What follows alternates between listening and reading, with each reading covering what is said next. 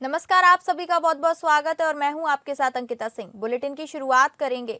उत्तर प्रदेश के deputy CM Brajesh Pathak ने अयोध्या में आयोजित रन फॉर यूनिटी कार्यक्रम में शिरकत की। ये कार्यक्रम देश के पहले गृह मंत्री सरदार वल्लभ भाई पटेल की 150वीं जयंती पर आयोजित किया गया था। इस अवसर पर ब्रजेश पाठक ने कहा कि बिहार में एनडीए की सरकार प्रचंड बहुमत से बन चुकी है और उत्तर प्रदेश और पश्चिम बंगाल में भी भाजपा की सरकार बनेगी। उन्होंने समाजवादी पार्टी और कांग्रेस पर निशाना साधते हुए कहा कि बिहार को लेकर उनकी उम्मीदों पर पानी फिर गया है। ब्रजेश पाठक ने कहा कि बिहार और यूपी के लोग जाति धर्म से ऊपर उठकर पीएम मोदी और एनडीए के साथ हैं। उन्होंने दावा किया कि यूपी में 2027 के चुनाव में 2017 जैसा इतिहास दोहराया जाएगा और 325 से अधिक सीटें जीतेंगे। अखिलेश यादव के आरोपों पर उन्होंने कहा कि समाजवादी पार्टी के पास में गुंडियाई और अराजकता के अलावा कोई काम नहीं है। ब्रजेश पाठक ने बिहार चुनाव में एक भी मतदाता की शिकायत न होने पर चुनाव आयोग के कार्यों की सराहना की। उन्होंने अयोध्या में 25 नवंबर को होने वाले ध्वजारोपण को लेकर कहा कि रामलला का मंदिर बन चुका है और सबसे ऊंची पताका फहराई जाएगी।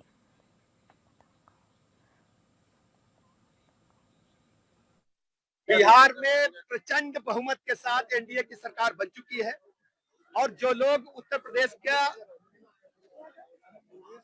विपक्ष की राजनीति करते हैं, खासकर समाजवादी पार्टी और कांग्रेस के लोग, जो मंसूबे लेकर के बैठे थे बिहार को लेकर के, बिहार में उनके मंसूबों पर घड़ों पानी गिर गया है।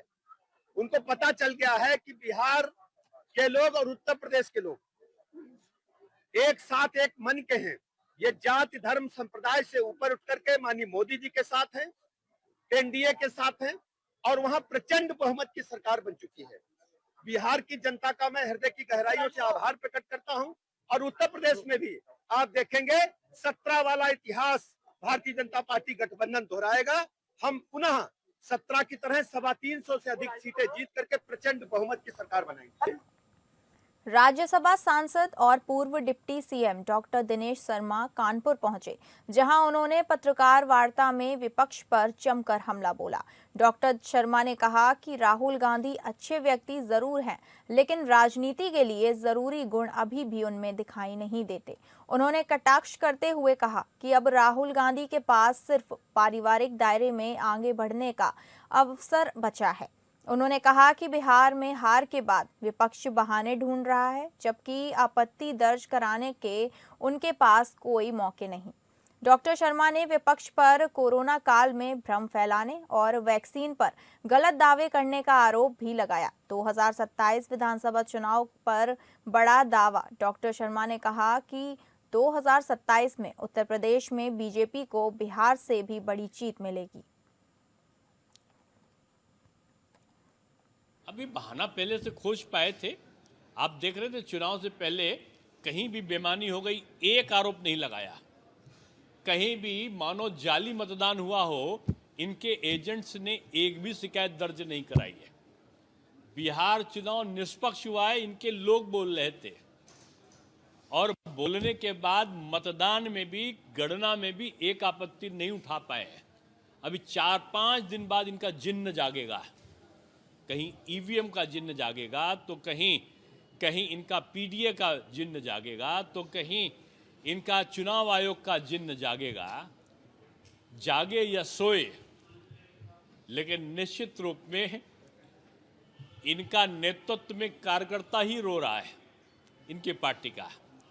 अब झूठा भ्रम फैला के ये वो लोग हैं जो कोरोना के समय वैक्सीन के बारे में भ्रम फैला रहे थे। ये वो लोग हैं जो सीएए के समय देश बढ़ जाएगा उसका भ्रम फैला रहे थे। ये वो लोग हैं जो सोरेश चाचा के इशारे पर, सैम अंकल के कहने से जो भारत के 370 धारा को हटाने पर समाजवादी पार्टी के प्रदेश अध्यक्ष श्यामलाल पाल ने कहा कि बिहार विधानसभा चुनाव पूर्णतः निष्पक्ष नहीं हुए। वो सपा कार्यालय में आयोजित अधिवक्ता सभा के मनोनयन पत्र वितरण समारोह में शामिल हुए। कार्यक्रम में उन्होंने नवनिर्वाचित पदाधिकारियों को मनोनयन प्रमाण पत्र सौंपे। इस दौरान बड़ी संख्या में सपा कार्यकर्ता एवं अधिवक्ता मौजूद रहे।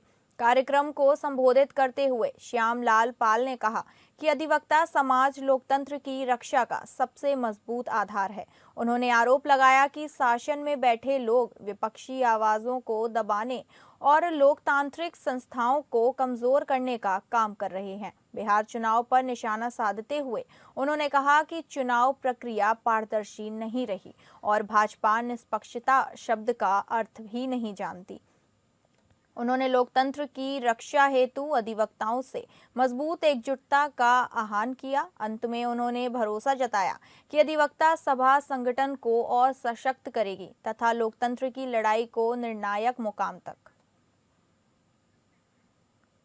देश की लोकतंत्र की हत्या करने वाले लोग सत्ता में हैं और ये हमारा जो अधिवक्ता समाज है उस लड़ाई की मुहिम में आगे है और इस समय उस लड़ाई को और मजबूत करने के लिए, लोकतंत्र बचाने के लिए, संविधान बचाने के लिए समाजवादी अधिवक्ता समाज आगे है। आज उसी संदर्भ में यहाँ पर मीटिंग है। बिहार चुनाव क्या लगता है निष्पक्षता से इसका हुआ है? कोई निष्पक्षता नहीं है, भाजपा निष्पक्षता जानती ही नहीं है। बिहार चुनाव में अहम भूमिका निभाने वाले पीलीभीत जनपद के गौरव गन्ना विकास मंत्री एवं मील मंत्री उत्तर प्रदेश सरकार संजय सिंह गंगवार ने बिहार चुनाव में भाजपा और एनडीए की ऐतिहासिक विजय प्राप्त होने के उपरांत गृह जनपद आगमन पर उनका भव्य स्वागत किया।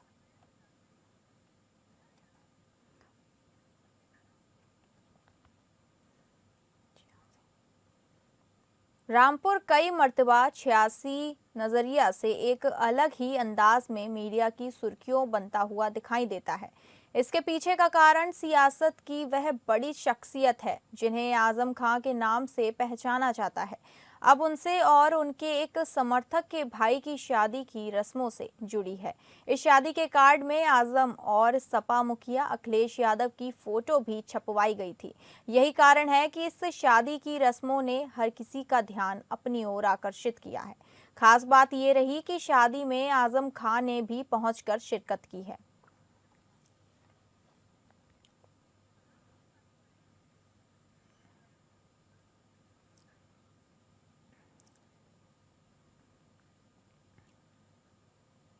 उत्तर प्रदेश के अंबेडकर नगर जिले से हैरान कर देने वाला मामला सामने आया है।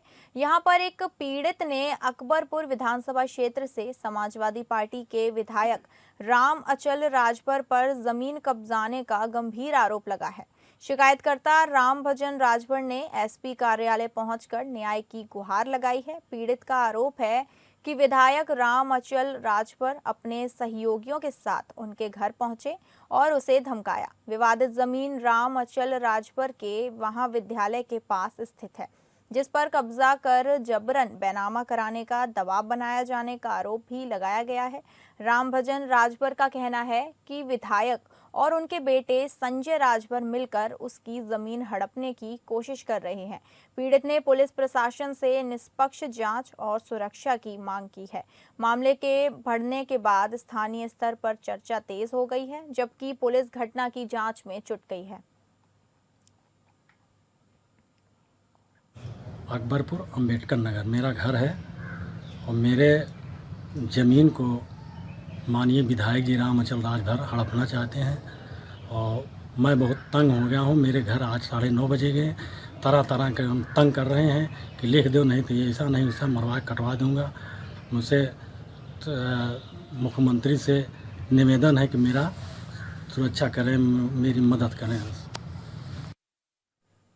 पीलीभीत में गौ रक्षा हिंदू दल के पदाधिकारियों और कार्यकर्ताओं के द्वारा सनातन हिंदू एकता पद यात्रा निकाली गई। सनातन हिंदू एकता पद यात्रा कोतवाली जहानाबाद के परेवा वैश्य चौकी क्षेत्र के ग्राम नगरिया सहगवा से कल्याणपुर तीर्थ तक निकाली गई। डीजे की धुन और हाथ में झंडा लेकर गौ रक्षा हिंदू दल के कार्यकर्ताओं के द्वारा सनातन हिंदू एकता पद यात्रा पुलिस की कड़ी सुरक्षा के बीच निकाली गई। गौ रक्षा हिंदू दल के कार्यकर्ताओं के द्वारा सनातन हिंदू एकता पद यात्रा का समापन कल्याणपुर चक्र तीर्थ के हनुमान मंदिर में हनुमान चालीसा आरती करने के बाद समापन किया गया है। सुरक्षा के लिए स्वयं सहायक पुलिस अधीक्षक नताशा गोयल सहित प्रभारी अमरिया जहानाबाद थाने का भारी पुलिस बल मौके पर उपस्थित है।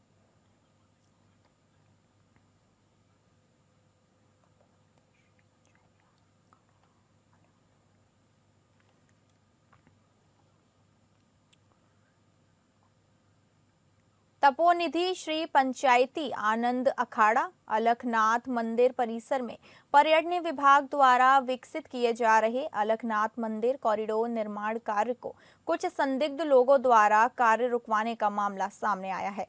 मंदिर प्रबंधन ने इसकी शिकायत संबंधित अधिकारियों से करते हुए सख्त कार्रवाई की मांग की है। मंदिर प्रबंधन के अनुसार परिसर के मुख्य गेट के भीतर बाईं ओर समाधि स्थलों, फूल के बगीचों तथा अमरूद आम के बागान के पास पर्यटन विभाग प्रसाद फूल दुकान एवं शौचालय का निर्माण चल रहा है। इससे पहले यहां नगर निगम द्वारा धर्मशाला व बाबा पवन गिरी का धूना बना हुआ था, जिसे विभाग ने हटाकर नया निर्माण शुरू किया है। अब काम को रुकवा दिया गया है। कुछ दिन पूर्व मुकेश यादव, जमील अहमद सहित 4-5 लोगों के साथ मंदिर परिसर में पहुंचे और जमीन अपनी बताते हुए काम रुकवाने का दबाव बनाने लगे और काम रुकवा भी दिया। अब नागा बाबा, साधु संतों व भक्तों ने कारण पूछा तो मुकेश यादव ने स्वयं को हिंदू युवा वाहिनी का पदाधिकारी बताते हुए दावा किया कि उन्होंने यह भूमि खरीद ली है। मंदिर प्रबंधन के अनुसार यह भूमि संदिग्धों से अलखनाथ बाबा के कब्जे में है और खसरे में भी बाबा अलखनाथ की झाड़ियां दर्ज हैं।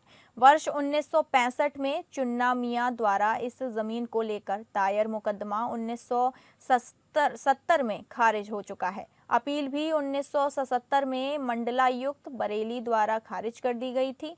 बाद में राजस्व हाईकोर्ट में दायर बाद में वापस हो गया था।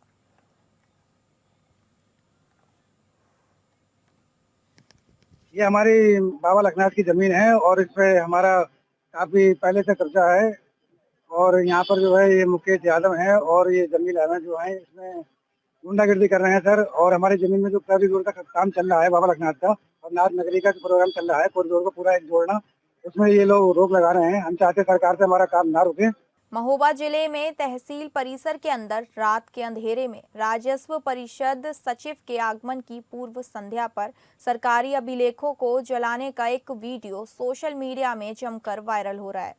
वीडियो सामने आने के बाद प्रशासनिक अमले में हड़कंप मच गया है। प्रशासनिक अधिकारी सफाई देते हुए पुराने फाइल कवर और कचरा को नष्ट करने की बात कहकर पल्ला झाड़ने की कोशिश करते नजर आ रहे हैं। वायरल वीडियो को लेकर लोगों में तरह तरह की चर्चाएं हो रही हैं। इस बीच प्रशासनिक अधिकारी अपनी सफाई देते हुए कहते हैं कि वीडियो में जलाए जा रहे दस्तावेज सरकारी अभिलेख नहीं है, बल्कि खराब फाइल कवर हैं और अन्य बेकार कचरा है जिसको जलाकर नष्ट किया गया है।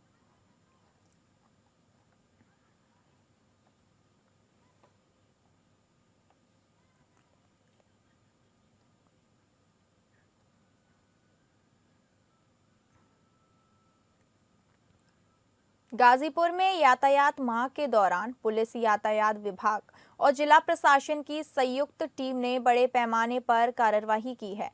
डग्गा मार, अनफिट और नियमों का उल्लंघन करने वाले वाहनों पर शिकंजा कसते हुए तकरीबन 1100 वाहनों का चालान किया गया है। वहीं 150 वाहनों को सीज कर पुलिस लाइन सहित अन्य थानों पर खड़ा कराया गया है। मामले में एसपी सिटी राकेश कुमार मिश्रा ने बताया कि यह अभियान डीआईजी वाराणसी के आदेश और एसपी गाजीपुर के निर्देशन में चलाया जा रहा है। अभियान का उद्देश्य है कि जिले में होने वाले सड़क हादसों में कमी लाना है। कार्यवाही के दौरान बाइक, ऑटो, 4 पहिया वाहन, बस और ट्रक सहित तरह के वाहन इस अभियान की जद में आए हैं। टीम सुबह से सड़कों पर तैनात रही और देर शाम 7 बजे तक अभियान जारी रहने की जानकारी दी गई। कार्यवाही के बाद पुलिस लाइन में वाहन स्वामियों और ड्राइवरों की सुबह से ही भारी भीड़ लगी हुई है। कुछ वाहन मालिकों का कहना है कि कागजात दिखाने के बाद भी कार्रवाई की गई है, जिससे लोगों में नाराजगी भी देखने को मिल रही है। फिलहाल गाजीपुर पुलिस का यह अभियान जिले भर में सख्ती का संदेश दे रहा है और प्रशासन दावा कर रहा है कि इस तरह की कार्रवाई से सड़क हादसों में निश्चित रूप से कमी आएगी। जैसा कि आप अवगत हैं कि यातायात माह चल रहा है नवंबर 2025 में और डीआईजी रेंज महोदय वाराणसी के निर्देश पर आज 15 नवंबर को जनपद गाजीपुर में एक विस्तृत अभियान डग्गा मार जो वाहन हैं उनके खिलाफ उन पे विशेष बल देते हुए और जो नियमों का अनुपालन नहीं करते और जो ट्रैफिक के रूल्स हैं उनको तोड़ते हैं, इनके विरुद्ध अभियान चलाया गया है। ट्रैफिक का पूरे जनपद में करीब 70 से ज़्यादा टीमें गठित की गई और ये अभियान सुबह से ही चल रहा था। अभी शाम तक 7 बजे तक ये अभियान चलता रहेगा। अभी तक की जो कार्रवाई हुई है उसमें 2 व्हीलर और 4 व्हीलर मिला के लगभग 150 गाड़ियाँ सीज़ की गई हैं और 1100 के लगभग चालान किए गए हैं गाड़ियों के। आगे जो अभी कार्रवाई है वो सेकंड फेज में चल रही है। कानपुर के रावतपुर थाना क्षेत्र के हिस्ट्री शीटर गजेंद्र सिंह नेगी पर पीड़ितों ने गंभीर आरोप लगाते हुए प्रशासन से सख्त कार्रवाई की मांग की है। नेगी पर करीब 19 आपराधिक मामले और कुल 50 से अधिक मुकदमे दर्ज बताए गए हैं। पीड़ितों का आरोप है कि नेगी की पत्नी प्रीति वाजपेयी, भाई सुमित नेगी और साथ ही लोगों की संपत्तियां पर कब्जा, धमकी और फर्जी मुकदमे दर्ज कर रहे हैं। कई पीड़ितों को अपनी ही प्लॉट में घुसने नहीं दिया जा रहा। नेगी पर एक हत्याकांड में भी मुख्य आरोपी होने का दावा है। पीड़ितों ने सभी मामलों की आईपीएस अधिकारी से निष्पक्ष जांच कराने और कब्जियाई कई संपत्तियां वापस दिलाने की मांग की है। आदमी पहले अपने को बचाए कि दूसरे अपना पैसा ले, खुद अपने ऊपर गोली चलवाई उसने और मुकदमा जरीब चौकी के पास जो थाना उसमें कराया। हम लोगों 2 साल हम लोग इस डर के मारे उसके पास नहीं गए कि कहीं ऐसा ना हो अज्ञात में हम लोगों का नाम आ जाए। अब क्या चाहते हैं अधिकारियों से? आप लोग क्या हम लोग अधिकारियों से ये चाहते हैं कि हम लोगों को बहुत भरपूर मदद की जाए। हम लोग उस लेवल पे नहीं है कि उसके लेवल पे पहुंच के चीज़ें मैनेज कर सकें। और उसकी जो पत्नी का मोबाइल लेके जांच की जाए कि वो कैसे जेल से उससे हो रही है। दूसरा, डेली वो लोग सब लोग उससे 2-2, 3-3 लोग जेल से मिलने जाते हैं। दूसरे कैदियों के नाम पर वो उससे मिलने जाते हैं। तो जेल को लेकर के आप लोग क्या कहना चाहते हैं? जेल को लेके कि उसकी जेल भी जो है वो यहाँ से ट्रांसफर होनी चाहिए ताकि उसका जो संगठन है वो कमजोर हो सके। क्या पॉलिटिकल कोई इशू है क्या उसके? पॉलिटिकल 2 लोगों का संरक्षण उसको पार प्राप्त है और ये सबको मालूम है कि कौन से 2 लोग हैं जो उसको पूरी तरीके से मदद करते हैं। एक उधर दे दूं बगल आप बोलो।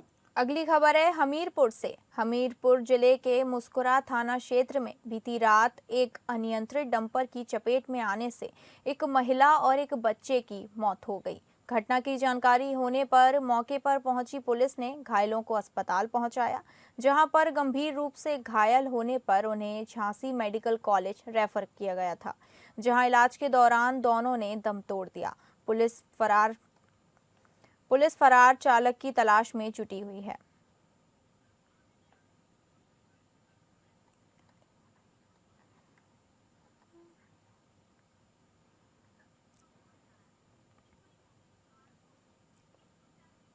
यूपी के हमीरपुर जिले में अवैध खनन और ओवरलोडिंग पर रोक लगाने के लिए जिला अधिकारी ने सख्त निर्देश दिए हैं, जिसको लेकर लोडिंग पॉइंट पर ही चेकिंग की जा रही है। लोडिंग पॉइंट से निकलने वाले ट्रकों की जांच की जा रही है ताकि ओवरलोडिंग और अवैध खनन पर अंकुश लगाया जा सके। शासन द्वारा ओवरलोडिंग और अवैध खनन रोकने के लिए सख्त निर्देश जारी किए गए हैं, जिसको लेकर जिला प्रशासन दिन रात अवैध खनन और ओवरलोडिंग रोकने के लिए चेकिंग लगाकर कार्रवाई करने में लगा हुआ है। इसके बावजूद भी सड़कों पर ओवरलोडिंग कर ट्रक चोरी छुपे निकलते दिखाई दे रहे हैं। ओवरलोडिंग से सड़कें और पुल क्षतिग्रस्त हो रहे हैं, जिसको लेकर जिला प्रशासन ओवरलोडिंग के खिलाफ यह अभियान चलाया जा रहा है।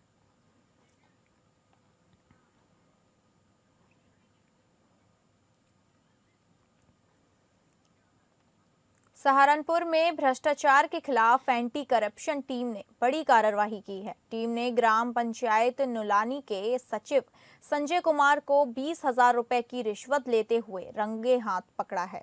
यह कार्रवाई गांव परागपुर निवासी ठेकेदार अरविंद कुमार की शिकायत पर की गई। आरोपी सचिव को हिरासत में लेने के बाद पुलिस से थाना गागलडेही ले गई, जहां उसके खिलाफ मुकदमा दर्ज करने की प्रक्रिया शुरू कर दी। शिकायतकर्ता अरविंद कुमार पेशे से ठेकेदार हैं। उन्होंने बताया कि उन्होंने ग्राम पंचायत क्षेत्र में फुट रेस शॉप का निर्माण कराया था। इस निर्माण कार्य का भुगतान पिछले 2 वर्षों से अटका हुआ था, जबकि अन्य ठेकेदारों के बिल समय पर पास कर दिए गए थे। अरविंद कुमार ने कई बार ग्राम सचिव संजय कुमार से भुगतान की मांग की, लेकिन सचिव लगातार टाल मटोल करते रहे। पीड़ित ने जिलाधिकारी से शिकायत की, जिसके बाद सचिव ने लिखित में जवाब दिया कि पैसा आने पर भुगतान कर दिया जाएगा। अरविंद कुमार ने कहा कि ऐसे भ्रष्ट अधिकारियों के कारण ईमानदार ठेकेदारों को काफी परेशानियों का सामना करना पड़ता है। उन्होंने भ्रष्टाचार में लिप्त अधिकारियों पर सख्त कार्रवाई की मांग की है।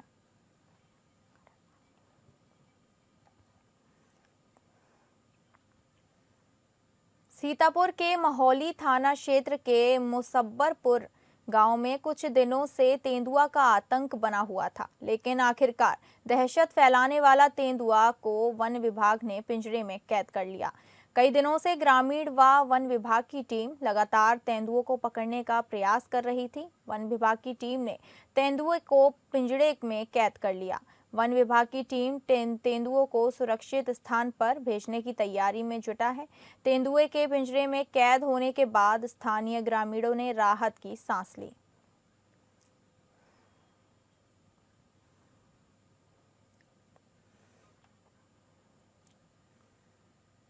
फिलहाल इस बुलेटिन में इतना ही। नमस्कार।